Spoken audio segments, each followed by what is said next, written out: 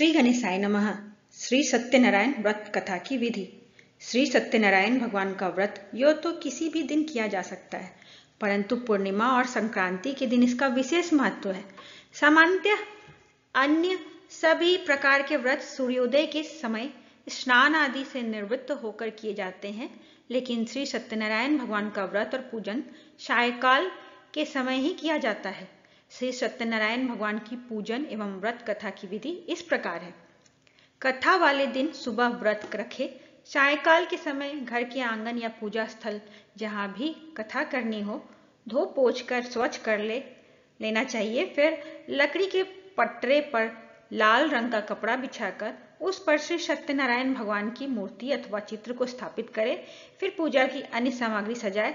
तत्पश्चात गेहूं के आटे को भूनकर और उसमें बूरा मिलाकर पंजीरी बनाए तथा इसमें केला, सेब, अमरूद आदि फलों के टुकड़े काट डालकर प्रसाद बनाए। साथ ही पंचामृत, चरणामृत बनाकर रख ले। तत्पश्चात स्नान करके या हाथ मुंह धोकर स्वच्छ कपड़े पहन ले। अब पूजा स्थल पर आसन पर बैठकर श्री गणेश, गौरी, वरुण, विष्णु आदि देवताओं का ध्यान करें। इसके बाद हाथ में पुष्प लेकर श्री सत्यनारायण भगवान का ध्यान करें और पुष्प भगवान के चरणों में समर्पित कर दे। फिर यज्ञोपवीत, धूप, नैवेद्य आदि से पूजन करें। अब सभी भक्तगण हाथ जोड़कर श्री सत्यनारायण भगवान से प्रार्थना करें, हे भगवान, मैं पुष्प, जल, फल आदि से आपका पूजन कर रहा हूं, कृपया इसे स्वीकार करें। आपदाओं से मेरी रक्षा करें और मेरे परिवारजनों व मित्रजनों की मनोकामनाएं पूरी करें। मैं आपको बारंबार प्रणाम करता हूं। इसके बाद श्री सत्यनारायण भगवान की कथा कोई एक व्यक्ति पढ़कर सुनाए व शेष लोग शांतिपूर्वक सुने। कथा के बाद धूप, दीप या कपूर जलाकर उससे आरती गाते हुए पूजन करें। तत्पश्चात प्रसाद और पंचामृत का वितरण करके स्वयं भी ग्रहण करें। इसके बाद भोजन ग्रहण करें। भोजन में शाकाहार होना चाहिए। इस प्रकार से सत्यनारायण भगवान की पूजा करने वाले सभी स्त्री पुरुषों की समस्त मनोकामनाएं पूरी होती है। सत्यनारायण भगवान की जय। श्री सत्यनारायण भगवान की व्रत कथा। प्रथम अध्याय। द्वापर युग के समाप्त होने के बाद कलयुग के प्रारंभ में पवित्र तीर्थस्थल नैमिषारण्य में आर्यावर्त के 88,000 ऋषि एकत्र हुए।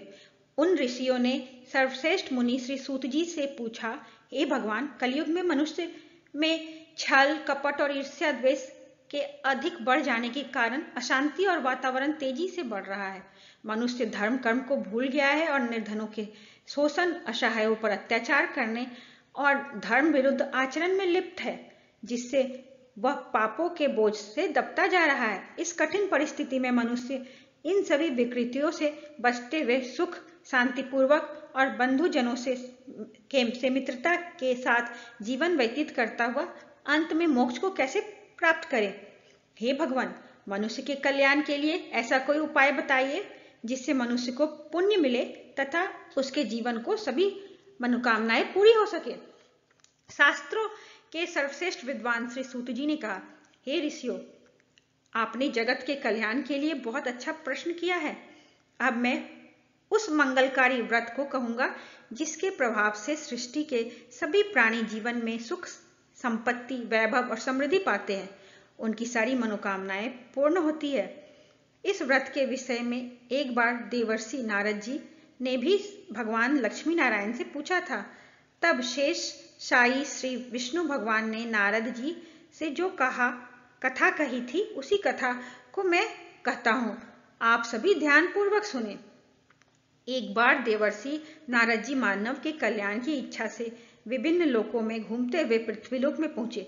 उन्होंने पृथ्वीलोक में घूमते हुए देखा कि कोई पुरुष बोझा ढो रहा है, कोई पैर कट जाने के कारण रास्ते में पड़ा हुआ है, कोई भीख मांग रहा है, किसी गरीब को अमीर सेठ कोड़े से मार रहा है, कोई नेत्रहीन ठोकर खाते हुए गिरता पड़ता जा रहा है। लोगों को अपने कर्मों के अनुसार दुखों से पीड़ित देखकर वे बहुत व्यथित हुए और सोचने लगे कि इन प्राणियों के दुख किस प्रकार दूर होंगे। बहुत सोचने के बाद भी जब उन्हें मानव जाति के कष्टों को दूर करने का कोई उपाय न सूझा, तो उन्होंने त्रिलोकनाथ श्री विष्णु भगवान का ध्यान आया।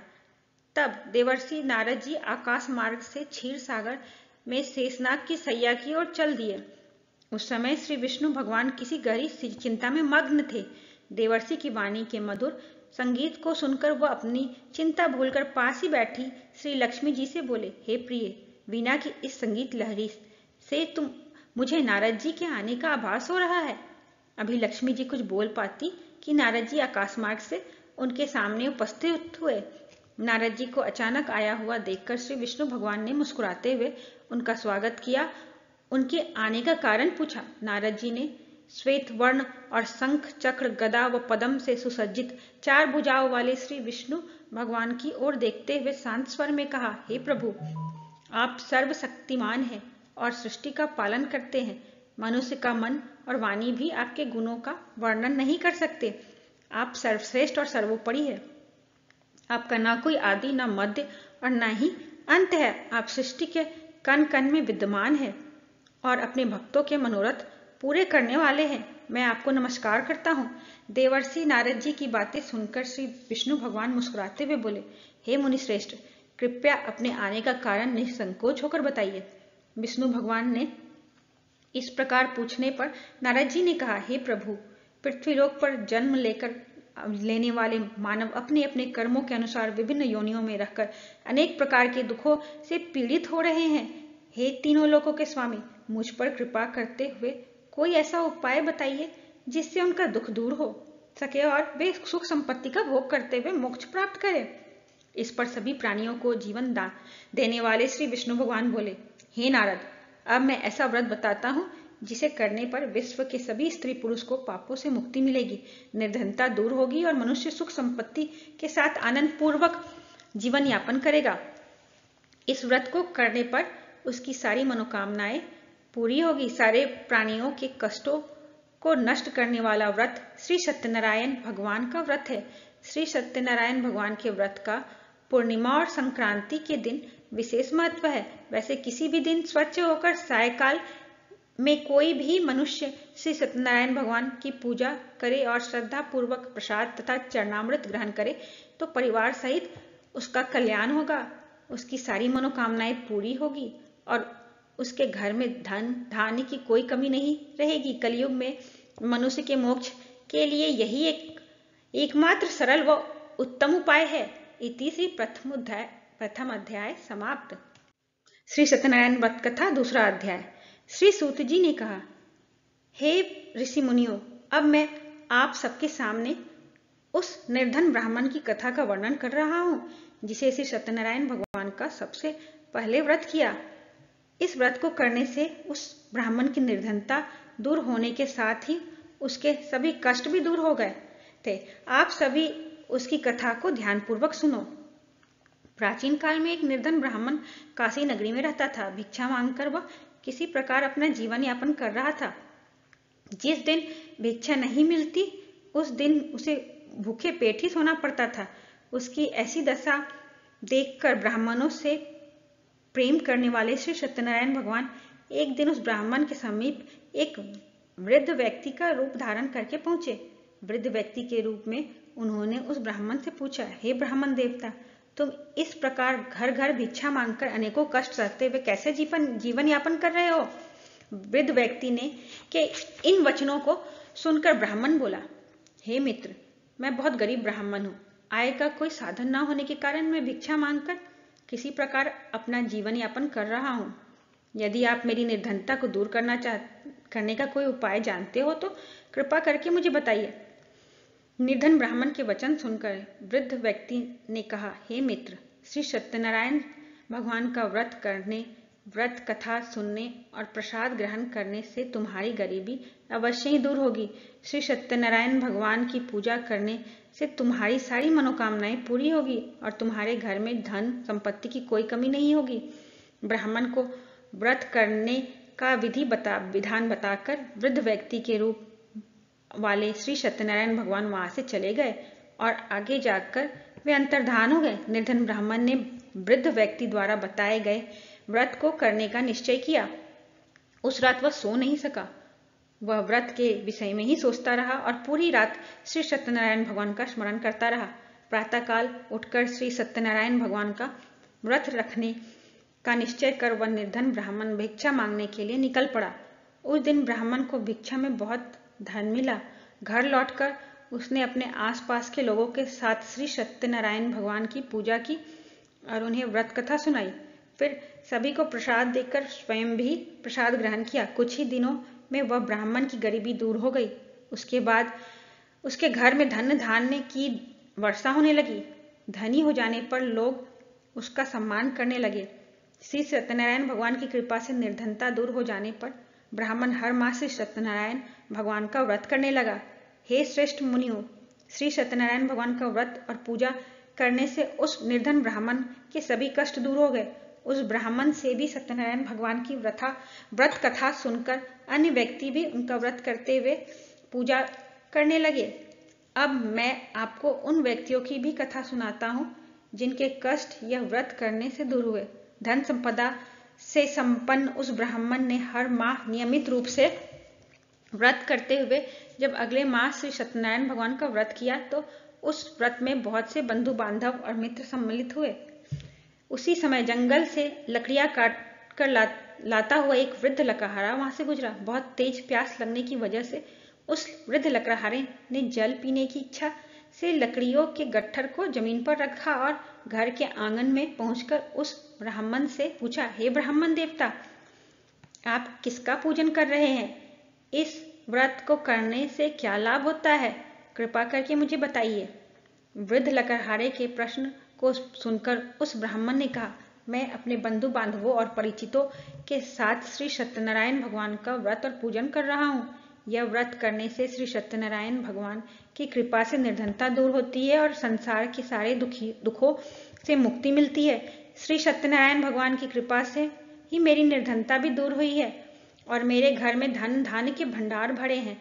ब्राह्मण से श्री सत्यनारायण भगवान के व्रत के विषय में जानकर वृद्ध लकड़हारा बहुत प्रसन्न हुआ और भगवान का प्रसाद लेकर चला गया।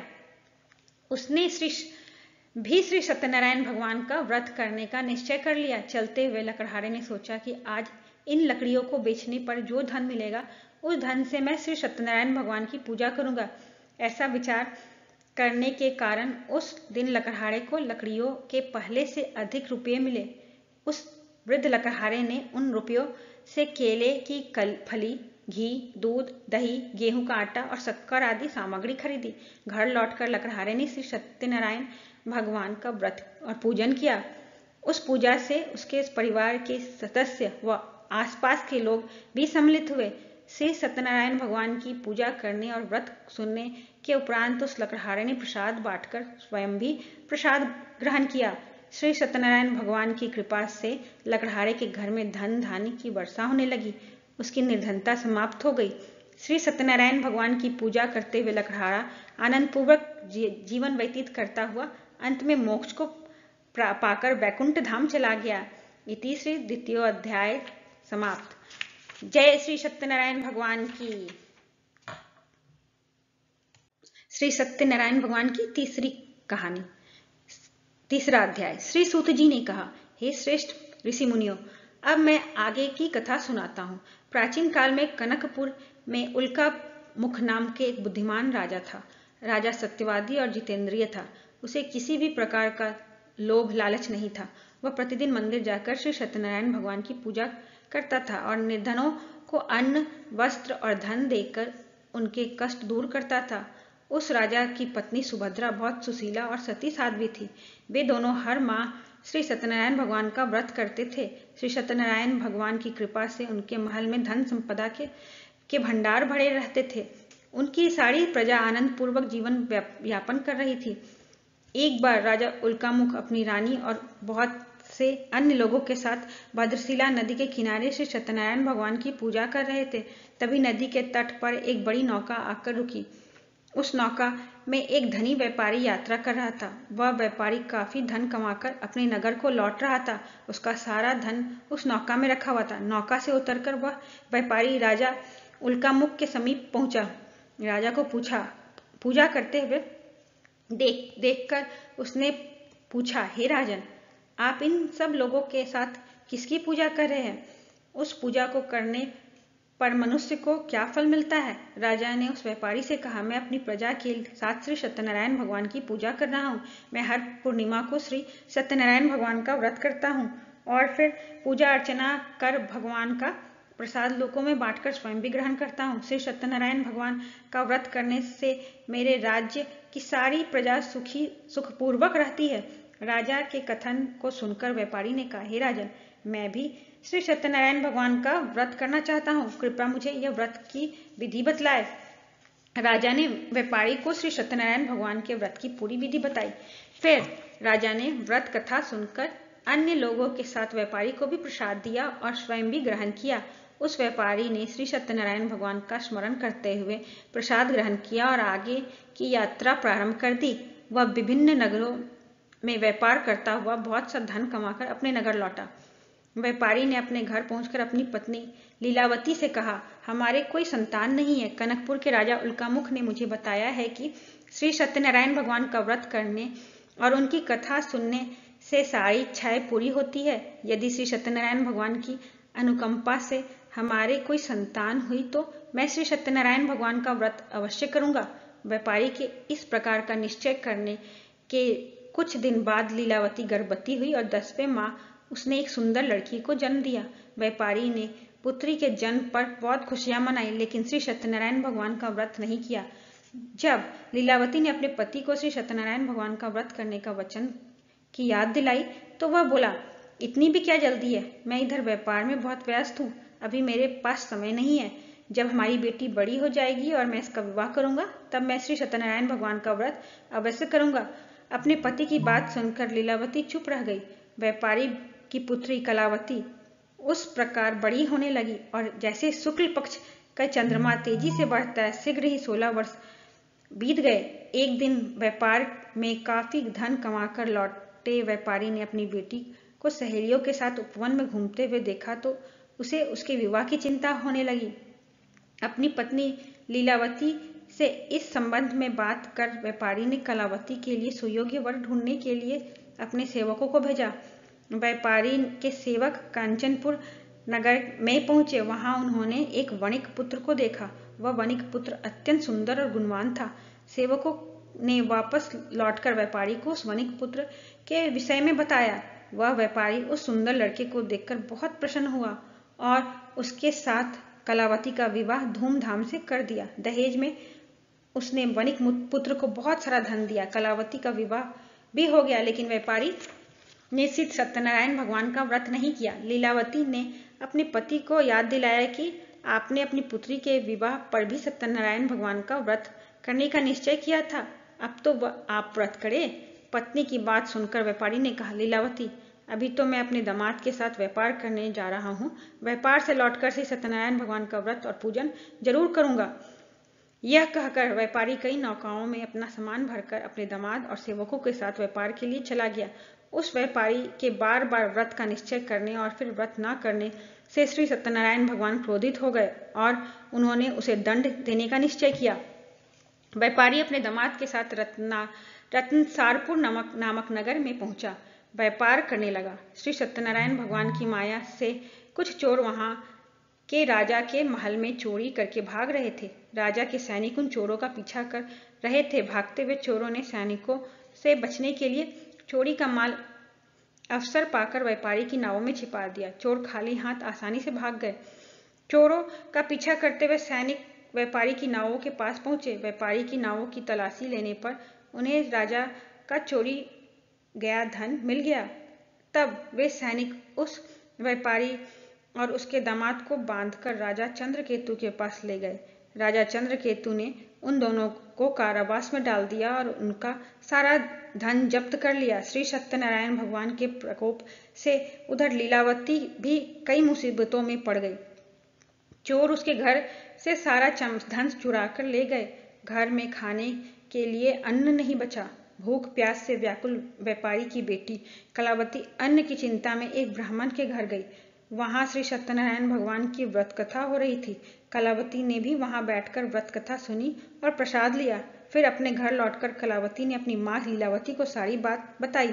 कलावती से श्री सत्यनारायण भगवान के व्रत की बात सुनकर लीलावती ने भी श्री सत्यनारायण भगवान का व्रत करने का निश्चय किया। अगले दिन लीलावती ने अपने परिवार और आसपास के लोगों के साथ श्री सत्यनारायण भगवान का पूजन किया और फिर सबको प्रसाद बांटकर स्वयं भी प्रसाद ग्रहण किया। लीलावती ने अपने पति और दामाद के शीघ्र घर लौट आने की कामना से श्री सत्यनारायण भगवान का व्रत किया।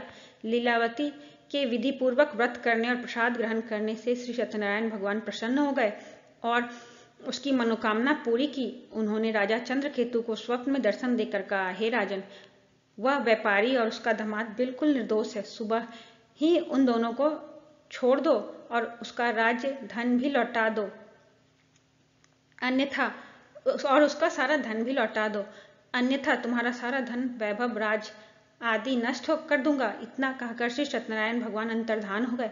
प्रातः होते ही राजा चंद्रकेतु ने अपने मंत्रियों और राज ज्योतिषियों को रात के स्वप्न के बारे में बताया तो सभी ने व्यापारी और उसके दामाद को छोड़ देने के लिए कहा। राजा चंद्रकेतु ने तुरंत उन दोनों को छोड़ दिया, उनका सारा धन भी लौटा दिया। इस प्रकार श्री सत्यनारायण भगवान की कृपा से वे दोनों खुशी खुशी अपने नगर की ओर चल दिए। इति श्री सत्यनारायण भगवान 3वां अध्याय समाप्त। श्री सत्यनारायण व्रत कथा 4th अध्याय। श्री सूत जी बोले, उस व्यापारी ने अपने दामाद के साथ शुभ मुहूर्त में नौकाओं से रत्नसारपुर में प्रस्थान किया। लंबी यात्रा करने के बाद एक नगर के तट पर नौकाओं को रोककर दोनों ने भोजन किया और फिर विश्राम करने लगे। जब नदी किनारे वे दोनों विश्राम कर रहे थे तभी श्री सत्यनारायण भगवान साधु के रूप में वहां पहुंचे। उन्होंने व्यापारी के समीप पहुंचकर पूछा, हे वणिक, तेरी नौकाओं में क्या सामान है? मन ही मन यह सोचकर श्री दंडी साधु स्वयं ही कुछ मांगने की इच्छा से सामान के विषय में पूछ रहा है। व्यापारी ने झूठ बोल दिया, हे दंडी स्वामी, मेरी नौकाओं में तो बेल और पत्र पत्ते भरे हुए हैं। व्यापारी के झूठे वचन सुनकर श्री सत्यनारायण भगवान ने कहा, हे वैश्य, तुम्हारा वचन सत्य होगा। इतना कहकर दंडी वेशधारी श्री सत्यनारायण भगवान वहां से चले गए। उधर वह व्यापारी दंडी साधु को वहां से खाली हाथ लौटाकर बहुत खुश हुआ, लेकिन अगले ही पल उसकी सारी खुशियां समाप्त हो गई। व्यापारी ने जब अपनी नौकाओं में बेल और पत्र पत्ते भरे हुए देखे तो वह विलाप करने लगा। रोते रोते व्यापारी मूर्छित होकर गिर पड़ा। कुछ देर बाद जब उसकी मूर्छा दूर हुई तो वह पुनः विलाप करने लगा। तब उसके दामाद ने कहा, आप दुखी मत होइए, यह सब उस दंडी साधु के श्राप की वजह से हुआ है, अतः हमें उनकी शरण में जाना चाहिए। वही साधु हमें इस विपत्ति से छुटकारा दिलाएंगे। दामाद के वचन सुनकर वह व्यापारी दंडी साधु को खोजने चल दिया। थोड़ी देर में ढूंढने के बाद उन्हें एक वृक्ष के नीचे दंडी साधु के रूप में श्री सत्यनारायण भगवान फिर मिले। व्यापारी ने दंडी साधु के चरणों में गिरकर झूठ बोलने के लिए क्षमा मांगी। दंडी रूपधारी श्री सत्यनारायण भगवान ने कहा, हे वणिक, तेरे बार बार झूठ बोलने की वजह से ही मैंने तुझे इतना दंड दिया है। तूने बार बार श्री सत्यनारायण भगवान अर्थात मेरी पूजा करने का प्रण किया, लेकिन कभी पूजा नहीं की। तब व्यापारी ने हाथ जोड़कर कहा, हे भगवान, आप तो दीन दुखियों के कष्ट दूर करने वाले हैं, सबकी मनोकामनाएं पूर्ण करते हैं। मेरी इस गलती को क्षमा करें। आपके रूप को तो ब्रह्मा आदि भी नहीं जान पाते, फिर भला मैं अज्ञानी कैसे आपकी लीला को समझ सकता हूँ।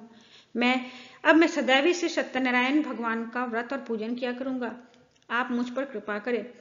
व्यापारी की क्षमा याचना सुनकर दंडी साधु रूपी भगवान ने उसे क्षमा कर दिया। फिर व्यापारी की नौकाओं में भरे हुए बेल और पत्ते पुनः धन धान्य में परिवर्तित हो गए। व्यापारी ने अपने दामाद और सेवकों के साथ अगले दिन श्री सत्यनारायण भगवान का व्रत और पूजन किया। सबको प्रसाद बांटकर स्वयं भी प्रसाद ग्रहण किया। फिर व्यापारी ने अपने नगर की ओर प्रस्थान किया। अपने नगर में पहुंचकर व्यापारी ने एक सेवक को अपने घर भेजा। सेवक ने उसके घर पहुंचकर लीलावती को व्यापारी के पहुंचने की सूचना दी। लीलावती और कलावती दोनों ही सत्यनारायण भगवान की पूजा कर रही थी।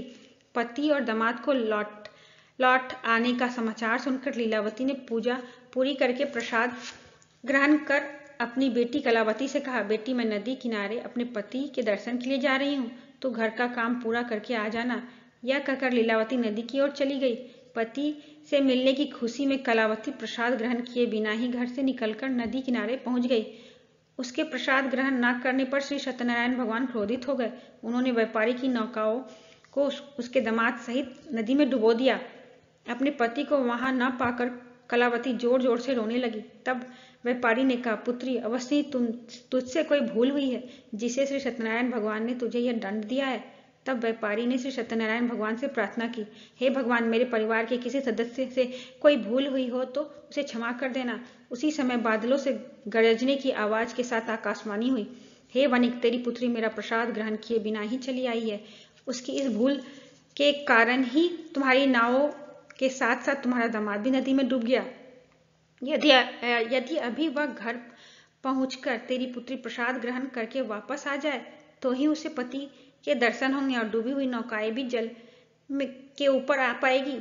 कलावती ने ऐसा ही किया। उसके प्रसाद ग्रहण करके वापस लौटते ही नौकाएं जल के ऊपर आ गई। व्यापारी का दामाद भी सुरक्षित नदी से बाहर निकल आया। श्री सत्यनारायण भगवान की कृपा से व्यापारी की खुशियां फिर से लौट आई। घर लौटकर व्यापारी ने अपने परिवार और बंधु बांधवों के साथ श्री सत्यनारायण भगवान की पूजा की और सबको प्रसाद बांटकर स्वयं भी ग्रहण किया। श्री सत्यनारायण भगवान का विधिवत पूजन करने से उस व्यापारी का घर धन धान्य से भरपूर हो गया। उसकी सारी मनोकामनाएं पूरी हुई और वह सुखपूर्वक जीवन यापन करता हुआ अंत में वैकुंठ धाम को चला गया। श्री सत्यनारायण भगवान की जय। श्री विष्णु भगवान की जय। चौथा अध्याय समाप्त। श्री सत्यनारायण कथा पंचम अध्याय। श्री सूत जी बोले, हे ऋषि मुनियों, मैं एक अन्य कथा भी सुनाता हूँ। आप सभी चिंता मुक्त होकर यह कथा सुनो और जीवन में इस कथा का आचरण करो। कौशलपुर में तुंगध्वज नाम का एक राजा था। उसके नगर की प्रजा उसकी छत्र छाया में सुखपूर्वक रह रही थी।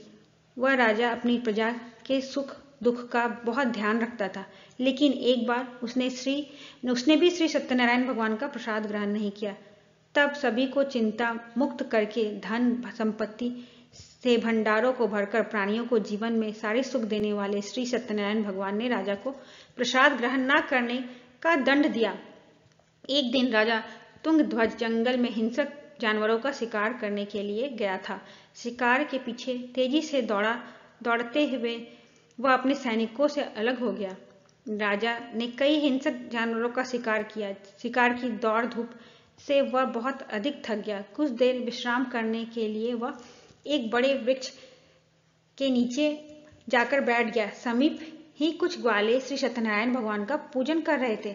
राजा तुंगध्वज उनके पास से गुजरा, लेकिन उसने श्री सत्यनारायण भगवान को नमस्कार नहीं किया और जाकर वृक्ष के नीचे बैठ गया। ग्वालों ने पूजा करके राजा को प्रसाद दिया तो राजा ने उनको छोटे लोग समझकर वह प्रसाद ग्रहण नहीं किया और घोड़े पर सवार होकर अपने नगर की ओर चल पड़ा। नगर में पहुंचकर राजा को अनेकों प्रकार के अपशगुन दिखाई देने लगे। महल के पास पहुंचते ही राजा बुरी तरह चौंक गया।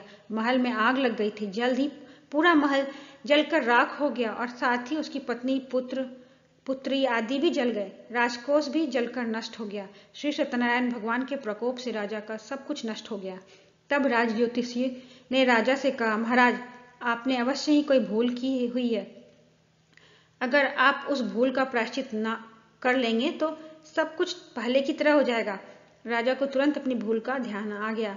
फिर मंदिर में जाकर राजा ने श्री सत्यनारायण भगवान से क्षमा मांगी और उनकी पूजा के बाद प्रसाद ग्रहण करने पर श्री सत्यनारायण भगवान की कृपा से राजा का महल पहले की तरह प्रकट हो गया। महल में रानी, पुत्र, पुत्री आदि भी सकुशल मिल गए। फिर राजा दीर्घ काल तक श्री सत्यनारायण भगवान की पूजा करता रहा। उनकी पूजा करने और प्रसाद ग्रहण करने से राजकोष बढ़ता रहा। राजा ने भी प्रजा के सुखों के लिए उस धन का खूब उपयोग किया, लेकिन श्री सत्यनारायण भगवान की अनुकंपा से राजकोष कम नहीं हुआ। जीवन के सभी सुखों को भोगकर अंत में राजा तुंगध्वज वैकुंठ धाम गया और मोक्ष प्राप्त किया। उस प्रकार जो भी व्यक्ति श्री सत्यनारायण भगवान का व्रत और पूजन करता है, उसके सारे दुख व चिंताएं दूर हो जाते हैं। उसके घर में धन धान्य के भंडार भरे रहते हैं। पूरा परिवार आनंद पूर्वक रहता है। श्री सत्यनारायण भगवान की कृपा से सारी विपत्तियां दूर हो जाती है। निसंतानों को संतान मिलती है और सारी मनोकामनाएं पूरी होती है। अंत में मनुष्य मोक्ष को प्राप्त कर सीधे वैकुंठ धाम जाता है। श्री सूत जी ने कुछ क्षण रुककर कहा, हे श्रेष्ठ मुनियों, पूर्व जन्म में जिन लोगों ने श्री सत्यनारायण भगवान का व्रत किया, उन्हें अगले जन्म में भी सभी तरह के सुख मिले। वृद्ध सतानंद ब्राह्मण ने पूर्व जन्म में श्री सत्यनारायण भगवान का विधिवत व्रत किया था, तो अगले जन्म में उसने सुदामा के रूप में भगवान की पूजा करते हुए अंत में मोक्ष प्राप्त किया और वैकुंठ धाम चला गया। उल्कामुख नामक राजा अगले जन्म में राजा दशरथ के रूप में जन्म उत्पन्न हुए और मोक्ष प्राप्त कर वैकुंठ को गए। व्यापारी ने मोरध्वज के रूप में अगला जन्म लिया और अपने पुत्र को आरे से चीरकर भगवान की अनुकंपा से मोक्ष प्राप्त कर वैकुंठ धाम में गया। राजा तृणध्वज ने मनु के रूप में अगला जन्म लेकर भगवान की पूजा पाठ करते हुए लोकप्रिय होकर सत्कर्म करते हुए मोक्ष प्राप्त किया और वैकुंठ धाम को चले गए। हे ऋषि मुनियों, श्री सत्यनारायण भगवान का व्रत और पूजन मनुष्य को सभी चिंताओं से दूर करके धन धान्य के भंडार भरकर अंत में जन्म जन्मांतर के चक्रव्यूह से मुक्ति दिलाकर मोक्ष प्रदान करता है। इति श्री पंचमो अध्याय समाप्त। श्री सत्यनारायण भगवान की जय। श्री विष्णु भगवान की जय। श्री सत्यनारायण भगवान की आरती। ओम जय लक्ष्मी रमना, श्री जय लक्ष्मी रमना, सत्यनारायण स्वामी, सत्यनारायण स्वामी, जनपातक हरना। ओम जय श्री लक्ष्मी रमणा, रत्न जड़ित सिंहासन, अद्भुत छवि राजय, स्वामी अद्भुत छवि राजय। नारद करत निरंजन, नारद करत निरंजन, घंटा ध्वनि बाजय। ओम जय लक्ष्मी रमना, प्रकट भय कलि कारण, तिज को दरस दियो, स्वामी तिज को दरस दियो।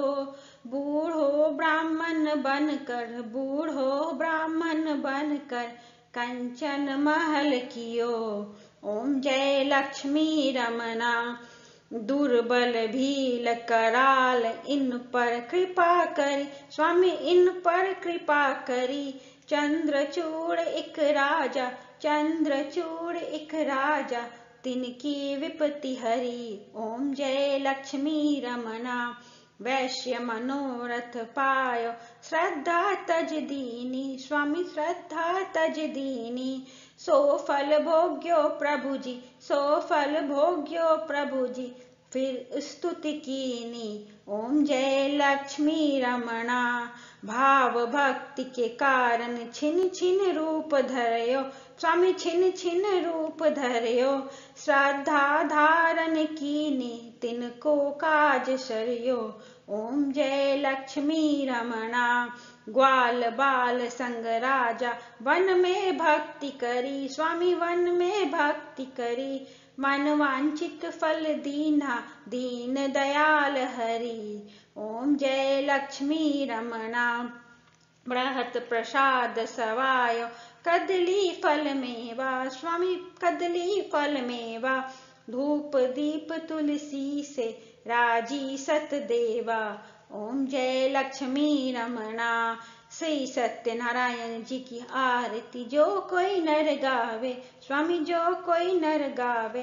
कहत शिवानंद स्वामी, मन वांछित फल पावे। ओम जय लक्ष्मी रमणा। श्री सत्यनारायण भगवान की जय। श्री विष्णु भगवान की जय।